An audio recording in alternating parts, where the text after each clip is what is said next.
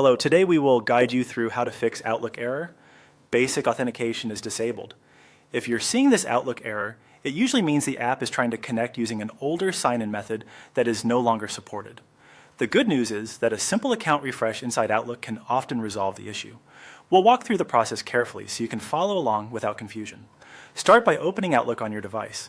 Give it a moment to fully load so all menus and account options appear properly. If Outlook opens directly to your inbox, that's perfectly fine.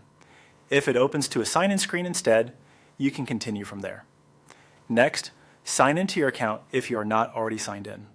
If you are already logged in, that's also okay, because the goal here is to refresh the account connection. Make sure Outlook finishes loading your account before moving on. This helps ensure the settings and account management options are available. After that, log out of the account currently connected in Outlook. This step is important because it clears the existing session that may still be trying to use outdated authentication. Once you sign out, stay in Outlook so you can continue directly to the Settings area. Now look to the top right corner of the screen and click on Settings. This is where Outlook keeps account-related options and other preferences. Depending on your version of Outlook, the layout may look slightly different, but the Settings option is usually easy to recognize. From there, click on Manage. This will take you into the section where you can view and control connected accounts.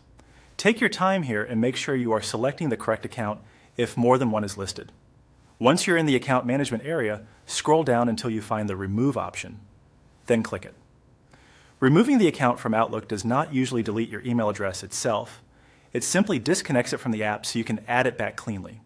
This is what helps reset the sign-in method and remove the old connection causing the error. Finally, sign back into your account. Re-enter your account information and let Outlook complete the setup. In many cases, Outlook will now use the modern authentication process automatically, which should fix the basic authentication disabled error. If the account takes a few moments to sync, that's normal. Just wait for Outlook to finish loading your messages and folders. After that, your account should be working normally again.